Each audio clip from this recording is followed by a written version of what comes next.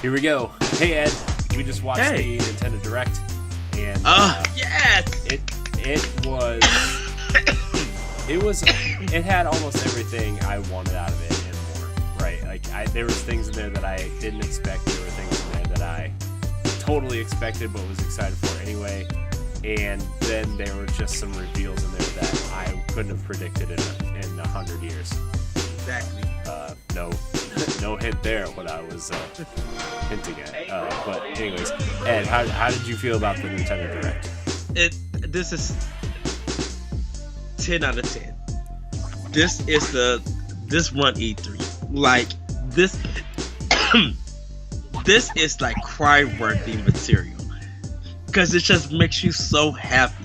And regardless of what kind of gamer you are, you gotta give it up to Nintendo giving you some variety of games. There's literally something for everybody on this in here. You know, we have The Witcher 3 coming to Switch, which is like the most un-Nintendo game ever, right?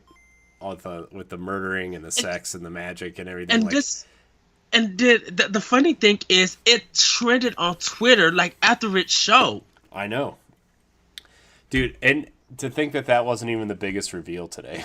Exactly.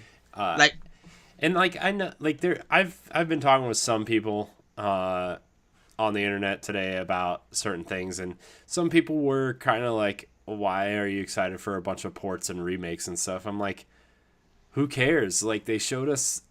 Like, the biggest thing was, like, we're getting a direct sequel to Breath of the Wild. Mm-hmm, yeah. A direct sequel. It literally leaves off right where the game ended, right? Where, you know, if you get all the shrines, you get that special ending at the end where she's like, come on, let's go on an adventure or whatever. Yes. And you start going on an adventure because she sees something in the castle. It's literally picks up right there. It was so... Dude... Okay, let's just talk about that for a second first. I know this is the last thing we saw, but let's talk about the Breath of the Wild sequel for a second. Oh, yes. Let's. I was floored. I like just the fact that they revealed it. I don't even care if they were just like they even showed a logo. And like I started thinking, I'm like, okay, this game's probably 2 years away. Probably 2021, yes. I'm guessing. Holiday 2021 title, or March or whatever. Yeah. Metroid Prime 4 will be ready by then. We'll have another Mario game by then. Just think of what they're lining up for that 2021 year. It's insane. It literally is insane. They're lining up Mario, Metroid, and Zelda all in the same year. Yeah. Which is insane. And which is cool because we got Link's Awakening that could hold us over for a good while until maybe we get another remake, like another remaster or anything. But this is what they did say. They said they want to have at least a Zelda game come out every 2 years, right? And yes, I don't think that would count HD remasters, and like if in 2020.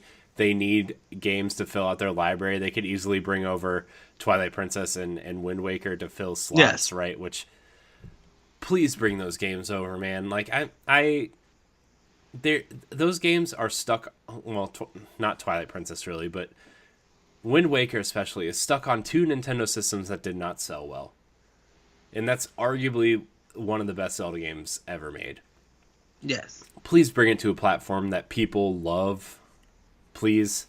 I mean, people are willing to buy the game for the third time and still share it with their kids, with their families, with their friends. Yeah. They're still able to do that. Yeah, and it's not like, it's not like it's not going to happen. It's more of when than if, right? Like, yes. These games are coming at some point. It's the same with the Metroid Prime HD trilogy, right? It's coming at some point.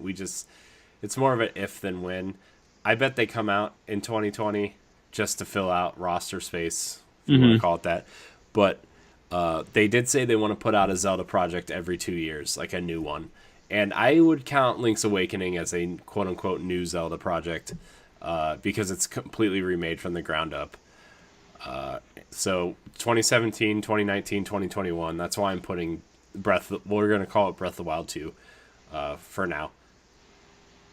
And yeah, I could see it called just Breath of the Wild 2. It may have a different title because of what the enemy may be. Because some people are hinting that this is going to be the next Ganon, but I think that this is going to be another evil character, like another evil May that probably within that 100-year history we didn't even know about. Yeah. Anuma them been cooking something up, and I'm intrigued to find out what it is. Cause can I say the music for this trailer? It's bunkers horror, like straight horror material. This totally reminded me of when you start Majora's Mask and you hear the Skull Kid's trumpet playing, but you're in like a weird land that you don't know, and like it cuts out every couple, notes or whatever, and really gives you this dark horror vibe to it. Yes. That's totally what happened for me.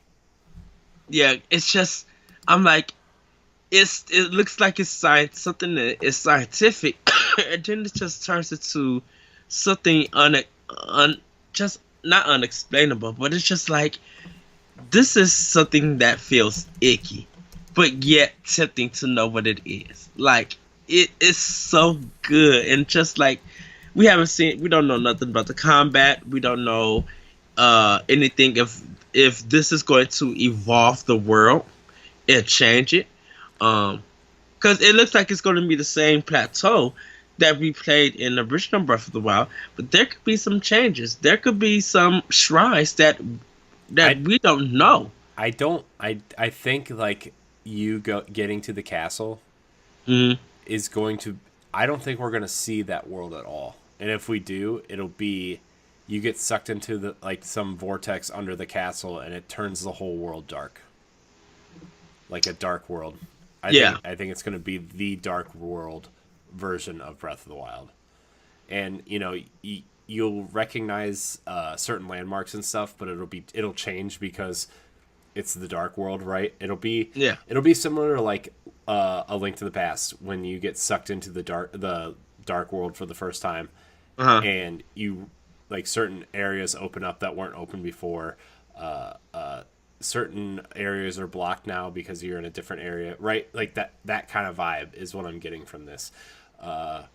Man, dude, when that zombie Ganon thing like woke up, complete horror, man. That was awesome. Yeah, Nintendo is good at horror with Zelda games, because the little mummy thing, like that freezes you, or the hand that come and grabs you and stuff, like those are tense and like terrifying monsters. It's just seeing like the purple goop come out, and it's just like, what in the world is this from? Like, it looks insane, but everybody is here for it, and I think right now it's touching horror fans, it's touching adventure fans, RPG fans, art fans, fans of Nintendo. Even if you're a fan, even if you're not a fan of Nintendo, something is in this game that's going to intrigue you, that you want to pick a Switch up and want to play this game.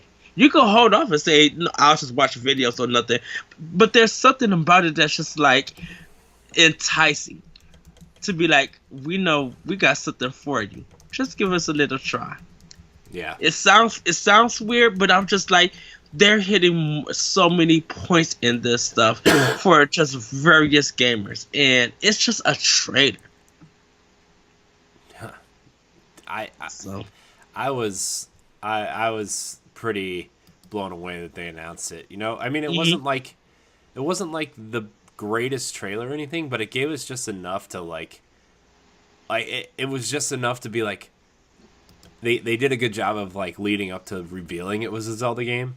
Yeah. And then like right when you realize what you're watching, it's over. And that's what the trailer did for me. It was like, I want to watch it again. I've watched that trailer 6 times already. And people are slowing it down, trying to see what is the story about, what are the, because they're just showing cutscenes. What makes me think they're gonna get transported into like a dark world or whatever is like they have the green kind of like designs from Twilight Princess when you would get sucked into the Twilight realm, right? Yes. And that's what makes me think that is like maybe they're finding the Twilight realm for the first time, and that'll place it in the timeline in a better way, or maybe it has to do with time travel or dimensional travel or whatever. And it's like that's where I'm getting those vibes from. Is like, oh, they're clearly using the Twilight Princess Twilight realm art to show what's going to happen. So that's and what's weird about it is that while we was watching the direct, I was telling Corey the purple that they use in Luigi's Mansion kind of represents a little bit of the Smash Brothers, like the Spirit mode, and definitely if you look at Metroid Prime 2, like the purple in there kind of represented like a little bit of the evil, because there's something about Nintendo when it comes to purple, like that's their dark zone. That is something evil. Like even their poison and stuff is purple. There's a shot in here where there's a hand that's out that's red, and it looks like they're in a red room. So I can see the time travel thing. Yes, that happening. A dark world, but I'm just like, I think red is going to play a big significant part in this game. Yeah. Man, I'm really excited for Breath of the Wild too, dude. I'm just like, I can't say this. I'm super excited for Breath of the Wild. I don't want to know nothing until they're ready to talk about this. Yeah, I really don't want to see this game again for like 2 years. Yeah, because like the speculation is going to be high, and it's just like once again, I want to know what this world is going to be on my own. You can give us some story bits, Nintendo, but you gave us enough to taste with your cookie, and we don't need nothing else because we're a little bit filled until you guys are ready to feed us again. Yeah. So, that was probably the biggest thing for me in this, and also the Banjo reveal. Yeah. So Smash Brothers got 2 character reveals this direct. They have the hero from Dragon Quest, which I actually think is pretty cool that all of the alternate colors or costumes or whatever are different heroes from Dragon Quest. I thought that was really smart of them to do that. Yes. Yeah. Dragon Quest 8 is one of my favorites. I still have Dragon Quest 11 for PS4 still wrapped up, but I think I'm going to start playing that and get ready for Dragon Quest 10. I mean, the one on Switch. But yeah, it's really smart that they did that.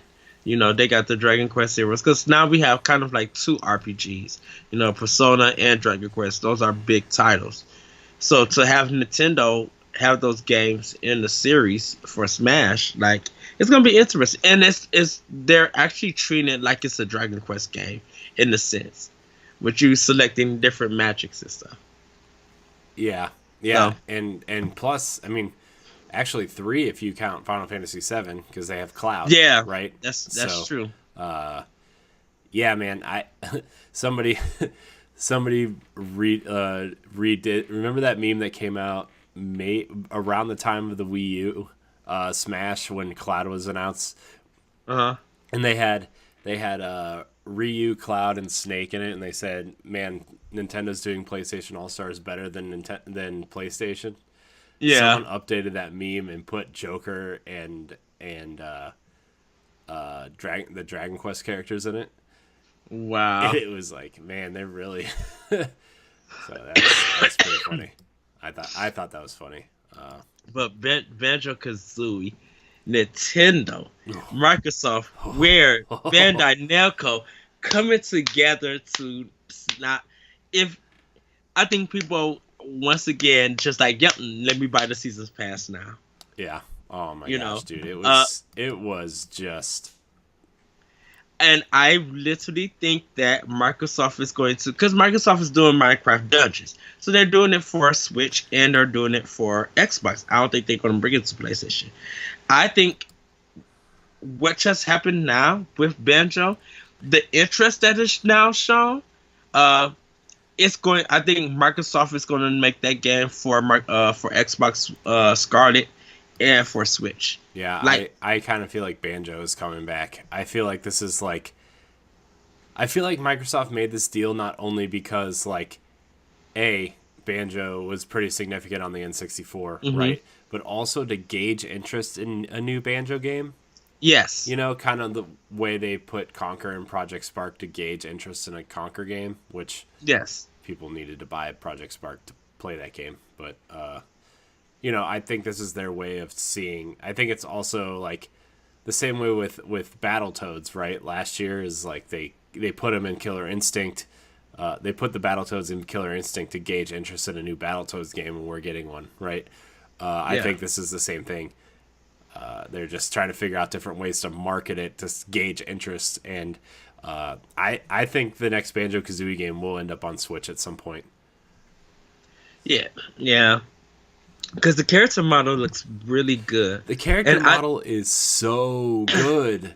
I think what happened, because Microsoft, Rare, Nintendo, and Bandai, you know, Sakurai had to come together with them, and they did so many concepts trying to get the art, trying to get the look together. And I think when they finally got the look together, they started working on the moves. Like, Sakurai is smart. He knew that this had to happen. And you know, with Nintendo and Microsoft kind of coming together to work together, like we said in past, even on Nintendo Power Block, we have said that because of this partnership, this is a great business deal for both of them. Yeah, and it's starting to work. You know, people are happy to get Banjo. I think the interest in Banjo now kind of coming back to Nintendo in a sense. It's gonna be like, well, if you guys put it on Xbox One and Game Pass, and next year we get a super update for Switch, we're down for it. We'll pay that again. Yeah. I am so just I'm having trouble talking about everything because I'm so excited about everything. I don't even know where to go from here. I'm just gonna run down the notes that you took. So Dragon Quest 11, they spent a little more time on it. Got a release date of September 27th, the first of many September games. Dragon Quest looks awesome. It's giving me Breath of the Wild vibes so much. But this is the bad thing about it. Legend of Zelda: Link's Awakening and Ni no Kuni both come out September 27th. I mean September 20th. Following week is Dragon Quest S. 3 big RPGs. It's within a week of each other. So what are the September RPGs? Dragon Quest S. Yeah. Link's Awakening. Not really an RPG, but go on. And yeah. And Ni no Kuni. And The Witcher is supposedly coming out on the 3rd. Witcher. I think Oninaki is coming out also in September. Yeah. That game looks cool too, which I'm surprised they didn't show in this direct, to be honest with you. I know Square showed it in theirs yesterday. Yeah. But we're not getting a physical copy for that either here in North America. Nope, it's just digital, which is fine. You know, like I mean, it's not really fine. Unless what will happen is because this is what happened with Lost Sphere. Square Enix just like, if you want the physical, you have to order it through us in order to get it. So I think a physical could come out if Square Enix decided to be like, you only could buy it through their store. Because that's how I got Lost Sphere. I bought it through their store. Yeah. Yeah, so those games are good, by the way. I Am Setsuna is really good. Yes. And the thing about it is we got Shadow Drop with we got the Collection of Mana that's already out, but we also have the Last Remnant remaster. Yeah. That Square show. So that's like like Square is coming at least along with like 4 RPGs. I mean, the Switch is essentially taking over the RPG role that the 3DS held for so long, right? Like the 3DS was a fantastic JRPG machine, right? Like they have 5 Dragon Quest games on there, a bunch of Final Fantasy games on there. They had Bravely Default and Bravely Second, which were fantastic RPGs. So I mean, like the 3DS was really holding that fort down, and now that the Switch is becoming more popular and Take It Anywhere, RPGs are just flocking to this thing, right? Even like the mainline Final Fantasy games, dude. Just think about it. Every Final Fantasy 7 through 12 are now available on Switch, and I'm besides 10. Oh no, besides 11. 11 to 14. I mean 11. Those are the online ones, whatever. Yeah. Which I would not count 14 out just. I wouldn't count the 13 trilogy out yet. And that's what I was getting at. I was like, I wouldn't count 13 out either, because they are. There's a rumor out there that at either Tokyo Game Show or Gamescom that they're going to reveal Xbox One and PS4 versions of the 13 trilogy in one package, which could also be Switch bound. So there would be interest in it in Japan if it is Switch bound, but I think it's going to sell more here in America. Well, I mean, a lot of people in Japan love Lightning, though. Yeah, but a lot of people traded that game in after it came out. I mean, here they did, but and in Japan they did too. So we're gonna move on here. Luigi's Mansion got some time. It just says available in 2019. Need a release date. I was already a day one purchase. I'm guessing October. I mean, that's the only month Nintendo doesn't have something coming at this point. Yes.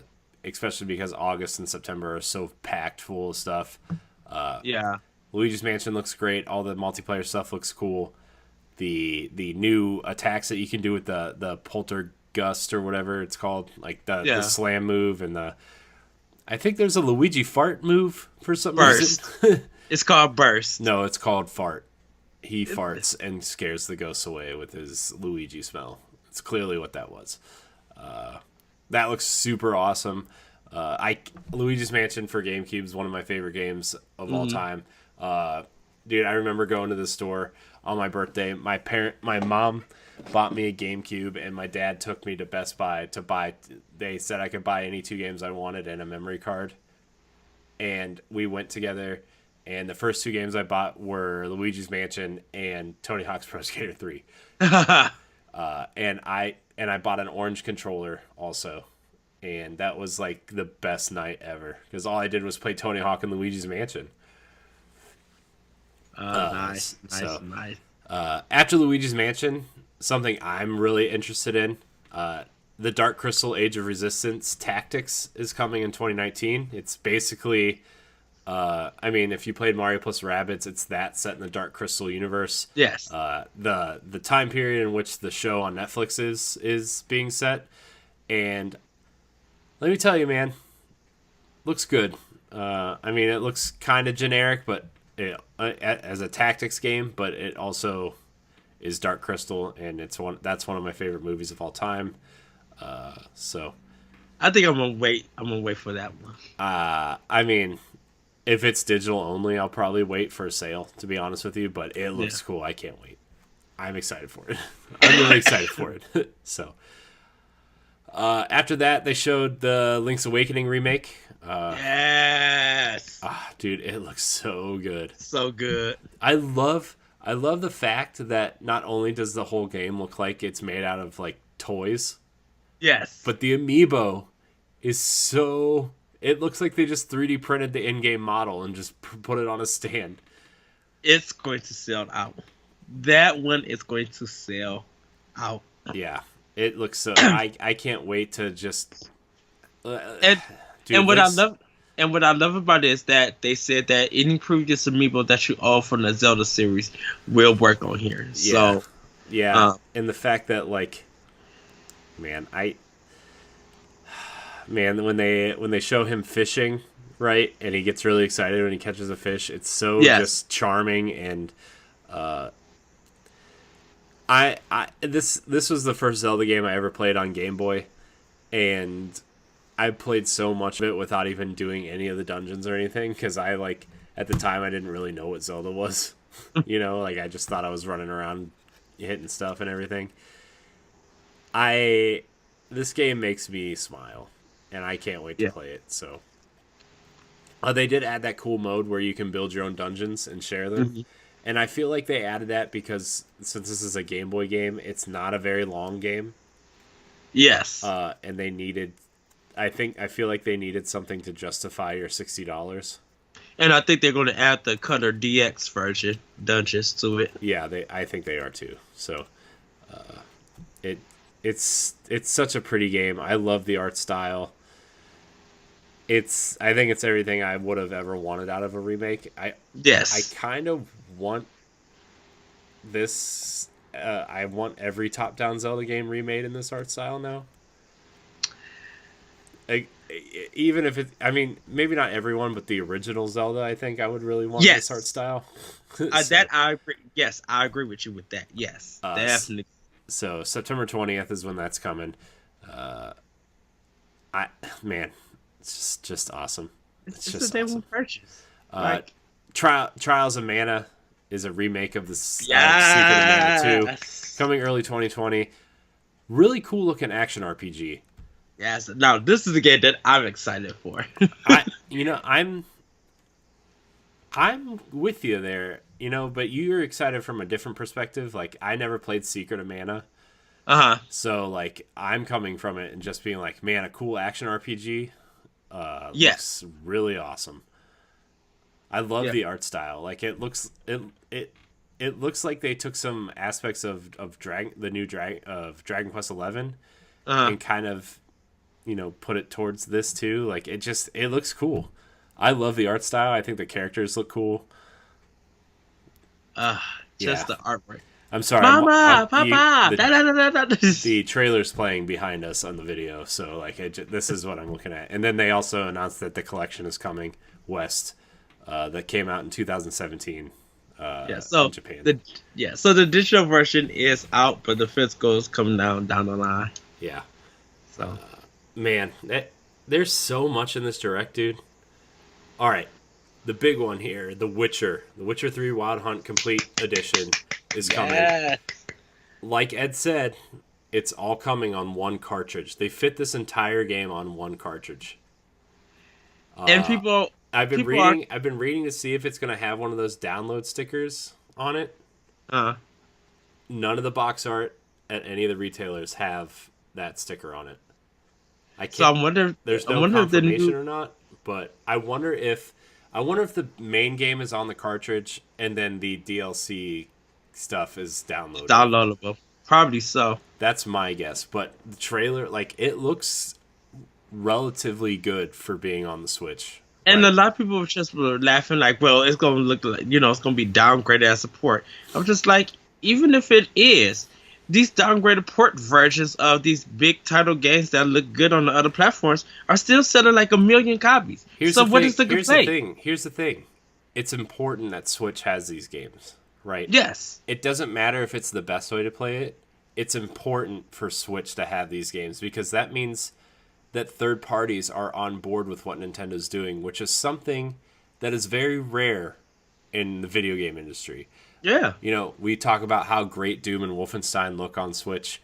Now we're getting The Witcher, which is arguably one of the most... Like, that game is one of the most technically sound games on the HD consoles, right? I think CD Projekt was seeing the success that Konami, Capcom, Bethesda, Ubisoft, like all these third-party companies that's really been supporting the Nintendo, and they be benefiting the rewards. CD Projekt Red was just like, we need to hop on that train because if they're selling 1 million copies of old games or some of the new games, and people are still posting about it, we need to jump on that bandwagon.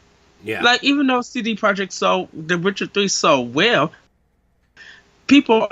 When your stuff has jumped back up to people talking about your game and it's trending on Twitter or social media, that's a good sign that people are willing to buy your product. Mm-hmm. Like, you're gonna pass up guaranteed money?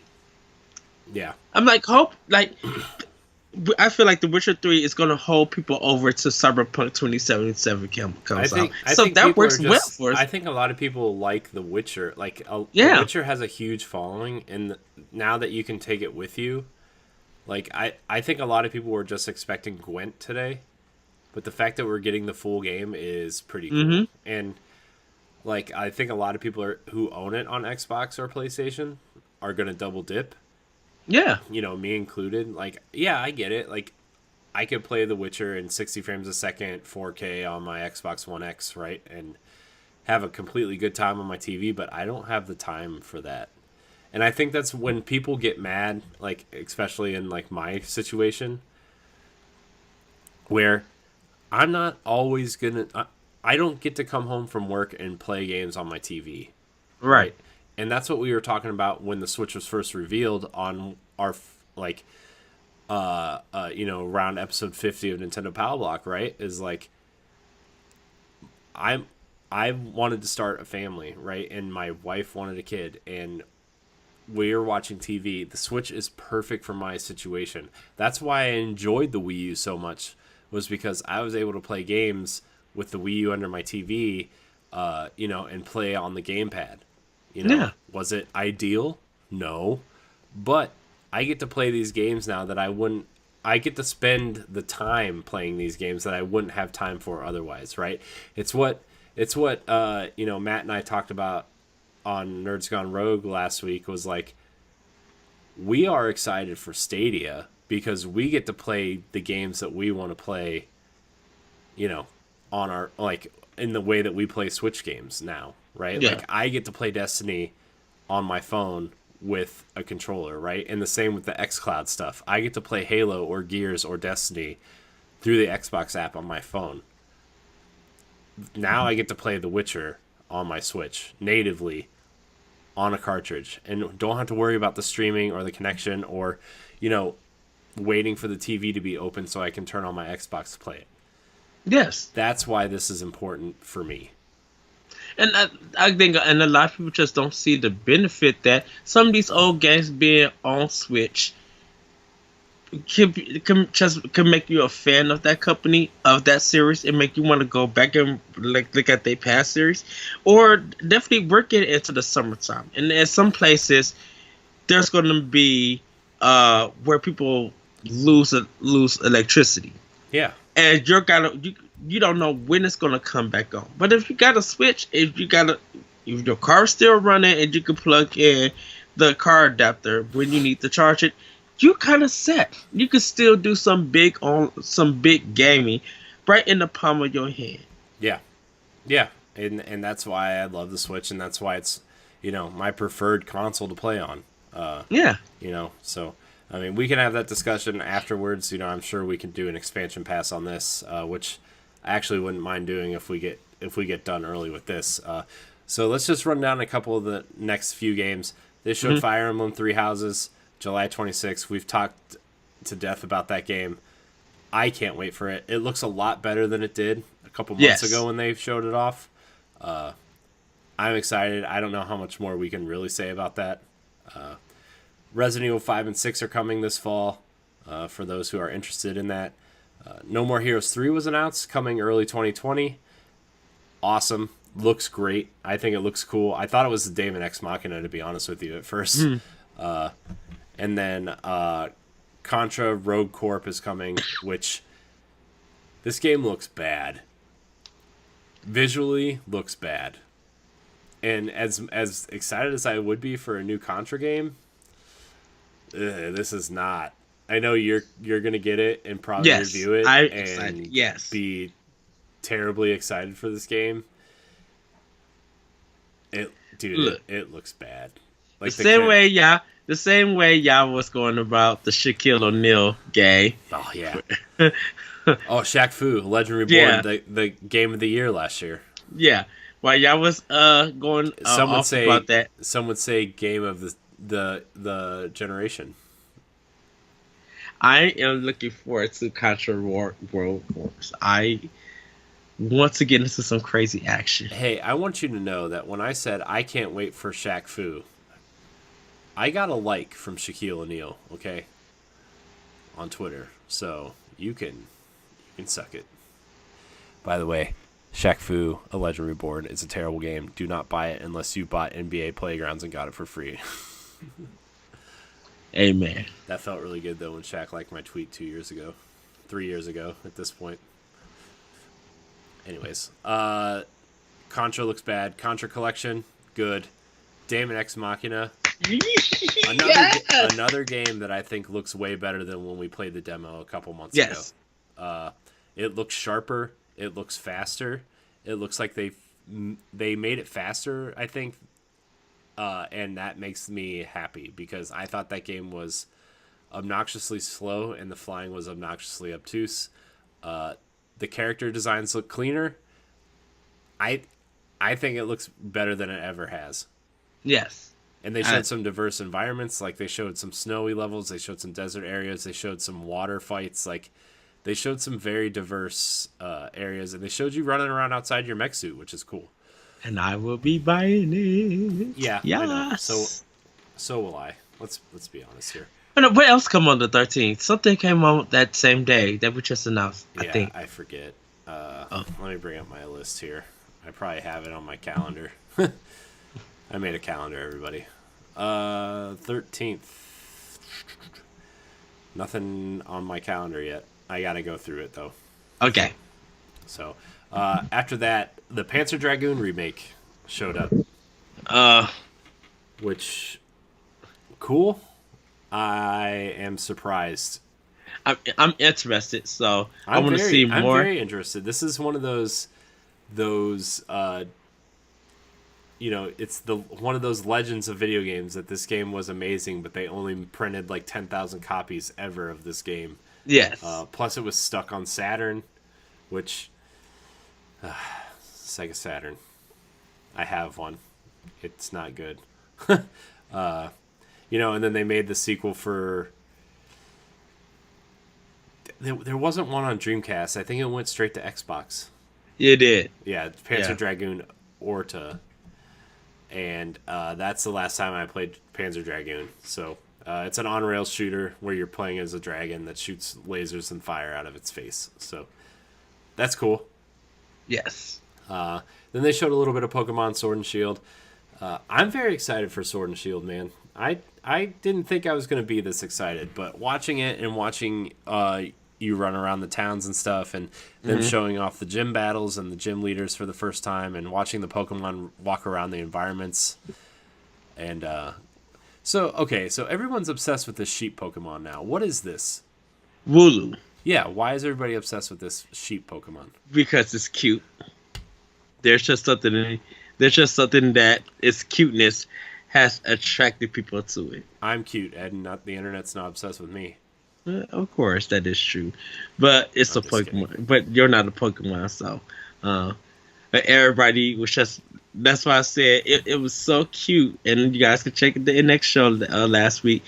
It's so cute that people were making plushes and fan art, and dude, they had full plushes of the starters on Treehouse Live. Yeah, and I wanted all three. Yeah. I like the style of the gym leaders in this game, by the way. Yes. Who's this first one that they showed off? Nessa? The water gym leader? Yeah, Nessa's the new one. Yeah. She looks cool. She looks like she has some... why do I keep scrolling? That's bad. Because now people can't see it. She looks like she has some sass to her. So, I'm really excited for Pokemon. I'm not going to lie to you. Let's see. But I mean, we kind of talked about the Pokemon Direct, like Ed said last week. So the game I do want to talk about, though, which is playing in the background currently, is Astral Chain.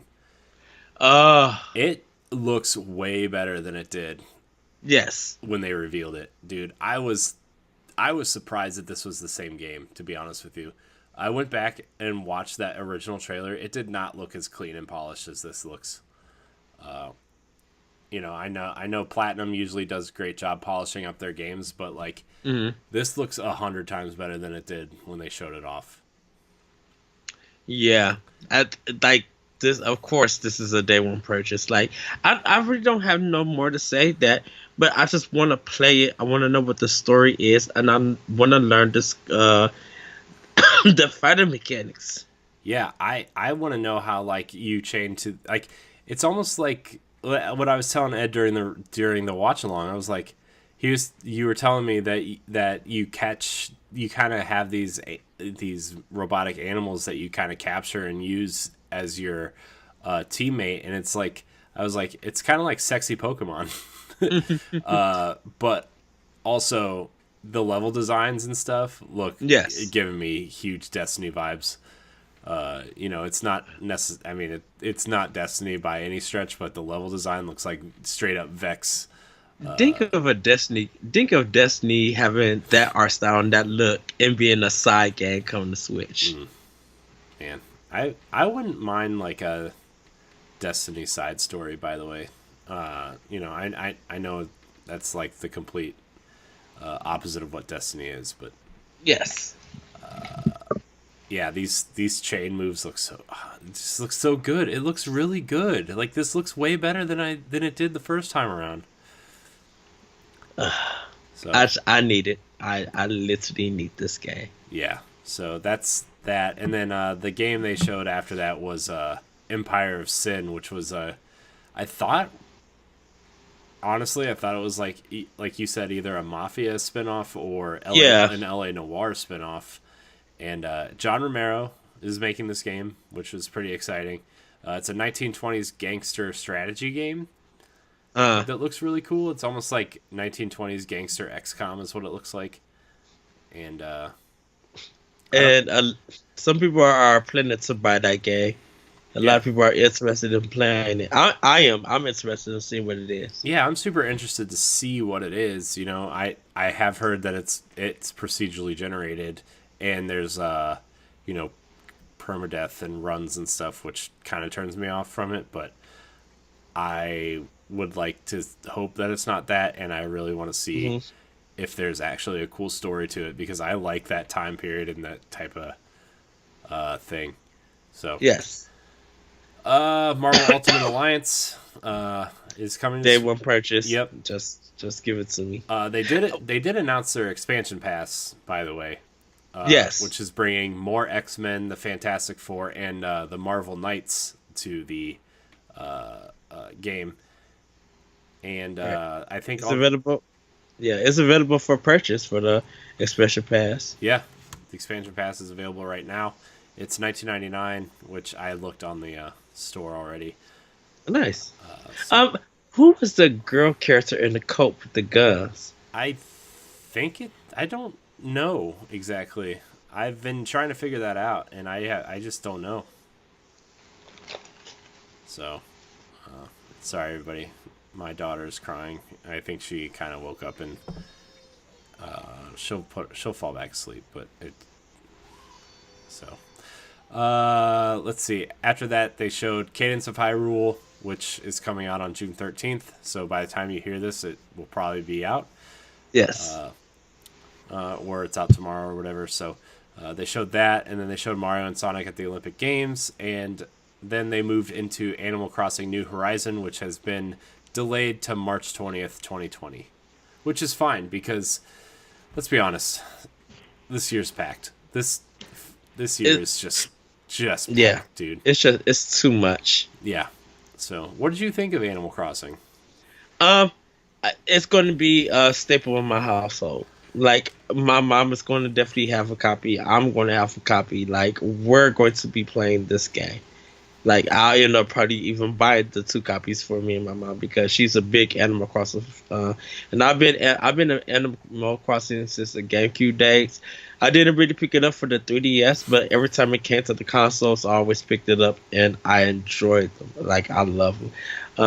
They are still a big seller, and I think probably even with the, like, regardless of the Animal Festival one game, I think this game is going to be still a big hit, and people probably are going to be looking for those Animal Crossing amiibos so they can use for this game. Yeah, all those amiibo that have been 99 cents for the last year and a half, they're, next year they're going to be like $50, $60 on Amazon or eBay. Yeah, and the Animal Crossing card, those cards, the seasonal cards. So, so I'm interested to see how that goes. It's interesting that they're going to a island this time, like a deserted island, and you have to go up the island, which is a new take, right? Right. It's a new take on Animal Crossing. Yes. So that's interesting. I don't really have much to say on Animal Crossing. One last thing I do have to say. I wish the developers would call Nook Incorporated. I kind of find that funny. Yeah. And stuff. Yeah. And plus, I want to hear what KK Slider has for the music. Yeah. I'm really. It's funny when Tom Nook shows up in this trailer. He's like, here's an itemized list invoice thing for you. It's like, oh man. So, Animal Crossing coming in March, which, that's probably a good time. Like we discussed earlier, it gives you a whole year of content to drop. Yes. To switch with the seasons and holidays and everything. So that's a good time for this game. And then they went from that to a giant montage of games that included Spyro, which we knew was coming. I mean, it was just a matter of time, which is coming on September 3rd. Silk Song, the Hollow Knight follow-up. Ni no Kuni, the first game, is getting remastered for Switch and other platforms as well. I can't wait for Ni no Kuni. Ni no Kuni was awesome. I played through part of it, and then my PlayStation 3 died, and I never got to finish it, so I'm excited to go back to it on Switch, to be honest with you. Yes. I know you're a big fan, Ed. Yes, love Studio Ghibli. So, Minecraft Dungeons, which is basically Minecraft Diablo. Elder Scrolls Blades, which is the free-to-play game. My Friend Pedro looks pretty cool, where you play a banana and just kind of wreak havoc. Let's talk about the footage of Doom Eternal and Wolfenstein Youngblood for a minute. Yes. Let's talk about the way those games look. All right, 'cause that was the first time we saw Switch footage of either one of those games. Yes. They look impressive. They look impressive. I'm going to try to scroll back through this and kind of slow it down a little bit. But let's talk about that Bethesda conference real quick. What did you think of Doom Eternal? Doom Eternal, I love the fact that it's still more fast-paced. I like that it's more open and you have more ways to destroy the demons. It looks brighter, which is good. I think to me personally, it's a vast improvement over the first one, graphically, because it looks like you could see areas, see your area where you're able to jump and hook and like just be able to blast demons instead of the tight corridor areas that the first one did. Hopefully the fights are not long, because that was the one thing about Doom that the remake I'm talking to everybody, or the reboot I should say, the fights were too long in that game, and I feel like if these fights are fast enough, then and a little bit creative, I think it's going to be a great game. Playing it on Switch, I think it's going to be a little bit slowed down, but it's still going to run good enough to enjoy and play. Like I'm buying it for Xbox One and Switch. Doom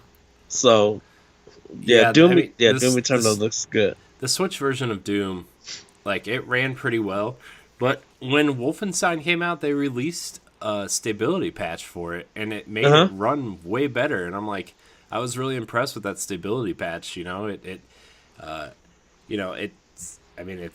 think it's Panic Button working with that engine and learning, because Wolfenstein and Doom are running on the same engine now, Yes. And the fact that they took what they learned from Doom to make Wolfenstein run great, and then they kind of took what they learned working on Wolfenstein and reapplied it to Doom, which is why I'm really excited for Youngblood and Doom Eternal, which, by the way, also the first Switch footage of Youngblood, and it looks better than than Wolfenstein 2. Oh, so, yeah. Plus, even though you're not getting a cartridge in the box, which is really sad to me, but you get the Buddy Pass if you buy the deluxe version, and you can give that to a friend to play through with you. So that's pretty exciting. Nice. Let's move on here. They showed Dead by Daylight, which whatever. I don't know how that's gonna go on Switch, but it is what it is. Yeah. The other big surprise, Alien Isolation, is coming to Switch. That was big. I love the Alien Isolation made up for Alien Colonial Marines, and for them to bring this game to Switch, a lot of people I think are going to jump back in and play it because it really didn't get the recognition that it should have. Yeah, it got kind of mixed reviews because they said in this 20-hour game there's a great 6-hour game. Yes. So, I'm interested in actually checking it out this time. I know it's a horror game. I'm gonna try it. I'm not gonna play anything that's gonna be like scary, but I will try it. Then they showed Final Fantasy Crystal Chronicles Remastered is coming this winter, which Ed, you and I are gonna play through this game together. Yes, we have to. Yeah, there's no choice. So. Yeah, Dragon Quest Builders 2 is coming July. Stranger Things. I'll be buying that. Stranger Things 3, the video game. I would not be buying that. Will not be buying that. I don't understand the obsession with Stranger Things. I don't know if I don't get it. We watched the first season and I was like, this is dumb. Like I don't get it. But I'm glad people enjoy it, but I just don't get it. So yes. Just Dance 2020 coming to the Wii. My sister might get that for Christmas, so I'll play her version. I can't believe it's coming to the Wii, dude. It still makes money. Man. Not the Wii U, just the Wii and Switch. Settlers of Catan is coming on June 20th, which I'm really excited for. I love that stupid game. I probably played like 100 hours of it on Xbox 360. It's really fun if you're into like resource management sims and board games. It's basically what that is. Now, the next one is super interesting to me because it said new Super Lucky's Tale is coming to Switch. Does that mean it's a new game? Does that mean it's just a different name for a port of the game? I think it's. Oh, go ahead. Oh, the original game was just called Lucky's Tale, and it was on some sort of VR unit. The port was called Super Lucky's Tale to Xbox, and Microsoft published it. Now, is this just another port of the game, and they just added new to the front of it, or is this? I think this is probably just the port, right? This is the port. I'm thinking they're probably adding some more levels to it, and some more surprises to it.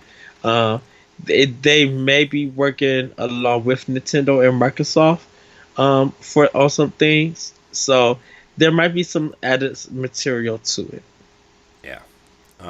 So I mean, I think that game looks charming enough. I don't know if it's any good or not. I know it's on Game Pass. But yeah, I have it. I think I'm gonna go back and play it and just not collect everything. Just go ahead and beat the game. Yeah. So, and then they showed Dauntless, which is the free-to-play Monster Hunter game. And, dude, I played it on Xbox One X and it did not run well. I don't know how it's gonna run on Switch. I'm just gonna throw that out there. Yeah. And like, that's why it's a free-to-play game. Yeah. Look, if you want a Monster Hunter game, let me tell you, you get what you pay for. Monster Hunter World, was a fantastic game that I wish I had the time to get into it. Monster Hunter Generations Ultimate on Switch is probably the best old school Monster Hunter experience you can get. Yes. Dauntless did not run great on my Xbox One X, and it ran a little, honestly, it ran a little bit better on PlayStation 4 for me, but not much better. So, I don't know. I'm sure a patch will fix it, and I'm sure it was just a lot of people trying it out for the first time, and the servers were like overloaded or whatever. But and then they ended the montage with Mario Maker 2, which comes out on June 28th, which we are giving away on the NX show, by the way. If you want to check out those details, you should listen to the NX show. Go subscribe to the podcast, or watch it here on YouTube, or follow us on twitch.tv/the NX show. And then the Banjo-Kazooie reveal, which was basically the King K. Rool reveal, but with Banjo instead. Yeah. Dude, that was so funny because, like, you see them sleeping inside and King K. Rool's in there with them for some reason. Like, they're friends now, I guess. And then you hear Crash outside, but you're distracted by Donkey Kong, and you don't see... The first time I watched it, I didn't see this, but the second time I watched it, a Jiggy rolled by, like a puzzle piece from Banjo rolled by, and you look outside and there's a Banjo silhouette, and then it turns out to be the Duck Hunt dog. And then the Duck Hunt dog just laughs at you. Dude, that was so good. It was Yes, it was. And then, out of nowhere, Banjo just comes down and just annihilates Duck Hunt dog.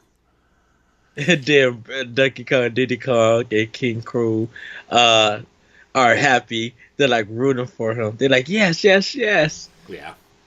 So good, man. It was so good. And then, last but not least, definitely not least, the sequel to Breath of the Wild revealed, which we talked about at the top of the show.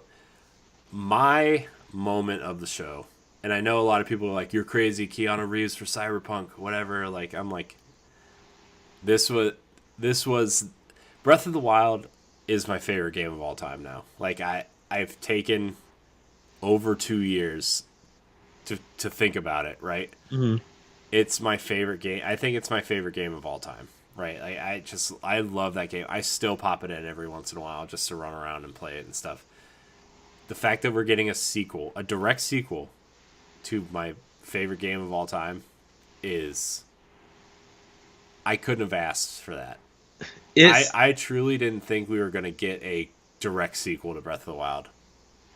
Well, we knew that Anuma said that they were working on it. They were thinking of it, but we didn't know how far in development they were. That they actually have something. Yeah. You know. Well, if they're reusing assets, they have the engine built, the tech is built, the character models are built. Right, they have the legwork done. They just have to design a game around it, right? And like, I knew they were using the same engine. I did not expect to see Breath of the Wild, Link, and Zelda back.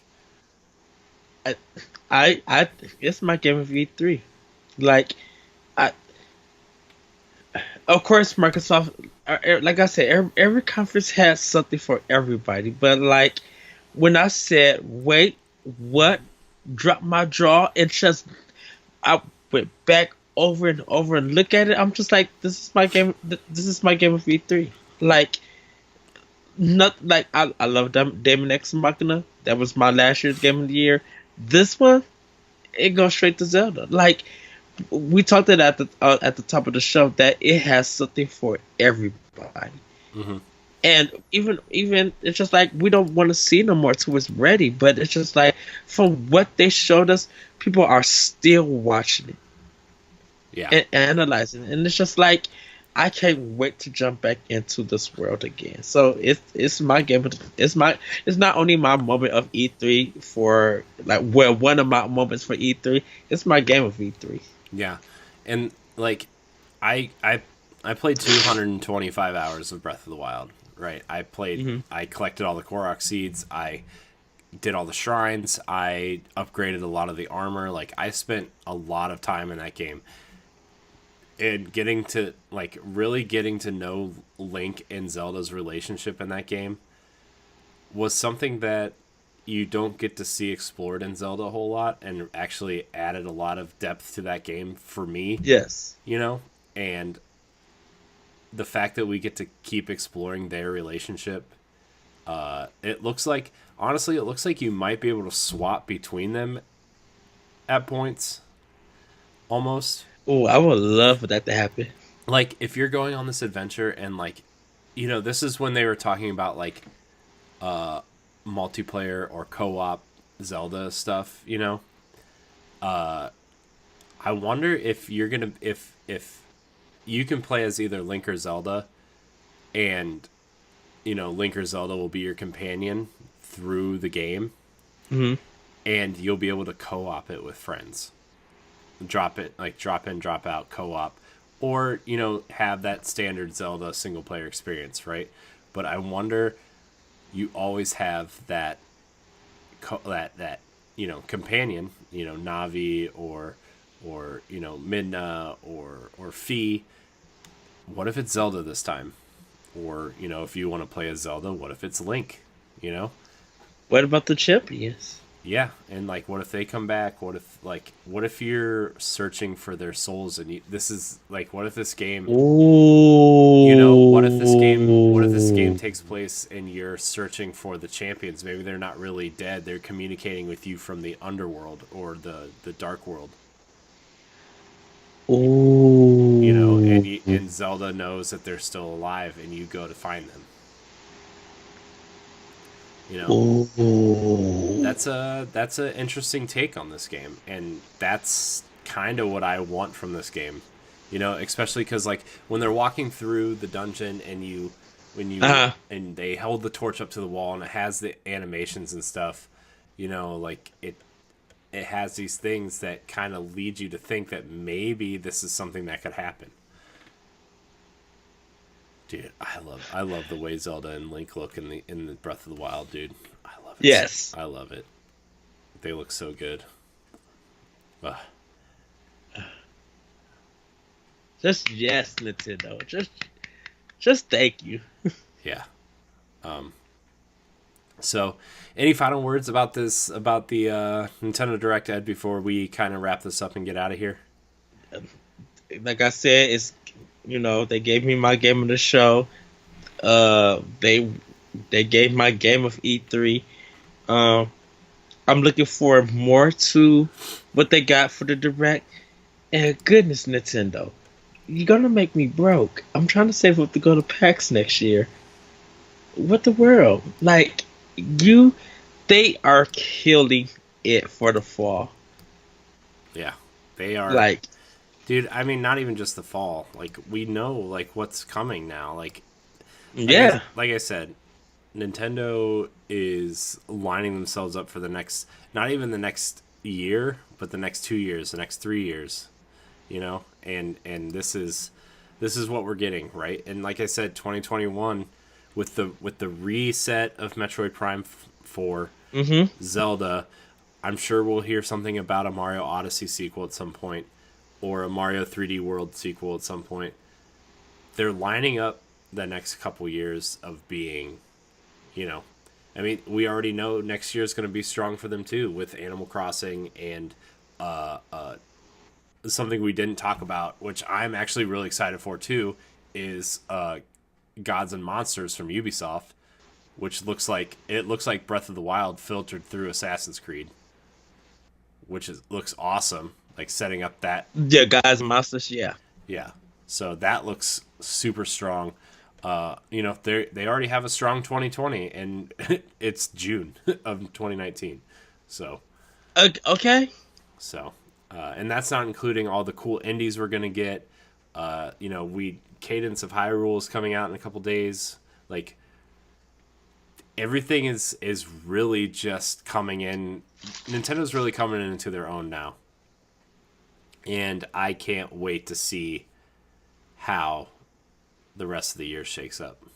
I'm gonna say this, and I know we're about to go. I'm gonna say this. everybody go back when they announced the Switch, when they had that press conference in Japan, and just how the reactions of people said there is nothing on the Switch to play. And then you look at within 2 years what has come to that platform. I mean, you don't even have to do that. You could look at what happened the first year. Yeah. Right? I mean, look, that November we were talking about Skyrim and Doom and Wolfenstein. Remember? And now we get them. Yep, right. Remember how excited we were when Doom and Wolfenstein were revealed for Switch? Yeah, and now look, we're getting Witcher 3. You know, that's insane. CD Projekt or whoever's porting Witcher 3, I should say, has never put anything on Nintendo. Saber Interactive is porting Witcher 3. Okay. You would never think that CD Projekt Red would jump on the bandwagon to do something for Switch. Let me name you the third-party games that I own for Switch. Okay, Wolfenstein 2, Warframe. Now, granted, Warframe's free to play, but the fact that they got that running on Switch is insane. Valkyria Chronicles 4, Travis Strikes Again, Payday 2, Team Sonic Racing, which I know not intense, but you know, whatever. Starlink Battle for Atlas, both South Park games, Sonic Mania, Sonic Forces, Roller Coaster Tycoon, bad port of the game, do not get it. The Resident Evil games, Rayman Legends, Okami HD, Paladins, Mortal Kombat 11, which looks great on the Switch. You know, like I said, it's one of those games that, again, not the preferred probably platform to be playing Mortal Kombat, but it's a good port of Mortal Kombat. Yes. You know, so LA Noire, Mega Man 11, Doom. You know, there's so many third-party games. Final Fantasy 12 Zodiac Age, you know, Final Fantasy 10 10-2 remastered, Diablo 3, probably the best, almost probably the preferred version of Diablo 3 at this point. Darksiders, Dark Souls remastered. You know, there's a lot of great third-party support on Switch, which is, you know, Skyrim. There's a lot, and it feels like more is coming. Yeah, it's insane, dude. This is insane. Like, I'm just looking at all this, and I'm like, how and why and how do we have a thing so just full of great games? Dude, Square Enix, like I said, Square Enix wasn't playing. When they said they was supporting Nintendo, they seen the benefit of what they got. Yeah, they were not playing. No, they were not. So, that's it. That's our Nintendo recap show. A little bit longer than our other ones, but that's because, look, if you've been following me and Ed for, you know, the last however long, you know that Nintendo's our jam, right? And yes. We're going to take the time to talk about Nintendo. Ed, you said you are off tomorrow night, right? Yes. Yes. Do you want to do the Ubisoft and Square stuff tomorrow? Yes, we could do that, and then if it's up to you, Thursday I'm fully off that whole day. So you want to do just a quick rundown? We can, or actually, if you want to do a list of maybe top 10 or top 10 most not anticipated games, but games. I want to do that for the NX show on Saturday, but we can still. You know what we can do actually on Thursday? I want to dive into this Breath of the Wild sequel in depth. Yeah. I think Thursday we can do a video of that. So a hypothesis. I really want to do something with that. Because you just like when we mentioned the champions, and then you said that Link fighting the champions, like that adds more. And like you said, let's talk about that Thursday, because now that's going to be rattling in my mind. And now, like, if you're going to go save the champions, I wonder if you entering the Dark World is going to, like, I wonder if Ganon you fought in Breath of the Wild is not the real Ganon. And I wonder if this is going to be a trilogy of games now. because like the first game is you fighting Ganon after he finds the light, right? Mm-hmm. And 2 is you finding the champions, and then 3 is bringing the champions back and restoring Hyrule and fighting Ganon for the final time. Oh. I know that's just wishful thinking, but that's just the thought I have in my head. But we'll talk about that later. Thursday. So, keep that Thursday, because now, yes. I want to thank everybody for watching. Remember, you could subscribe to the NX Project on YouTube, youtube.com/NX Project. You can download the NX Show on podcast services everywhere. You can also stream us on Spotify. You can also watch us live on twitch.tv/the NX Show. You can also follow us on Twitter and Instagram at the NX Show.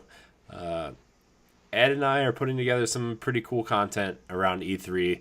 Hopefully you checked out our Xbox and Bethesda watchalongs. Like I said, we're going to do some Square stuff tomorrow. If you're watching on Twitch, you can be right back here around 8:30 for some pre-show shenanigans along with some watchalongs of the other conferences. And we're not going to go as in-depth as we did the Xbox and Nintendo shows, but we're going to kind of react as the conferences are going on and do maybe a 10-minute or 15-minute recap afterwards. So, yes. And then also on Saturday, we are going to do our top 10 E3 games. So, yes. So look forward to that. You can also catch that show live on Saturday on twitch.tv/CNX Show. Download our podcast, follow us, like us, subscribe, follow all those good stuff. Ed, thanks for hanging out with me tonight to talk Nintendo. I know it's not really a chore for you, but I appreciate you nonetheless. And I want to thank everybody for watching, and let us know what your favorite E3 games are and what you want from this Breath of the Wild sequel, because I would like to bring up some user comments on that as well. So thank you guys so much for watching, and until next time, we love you. Bye.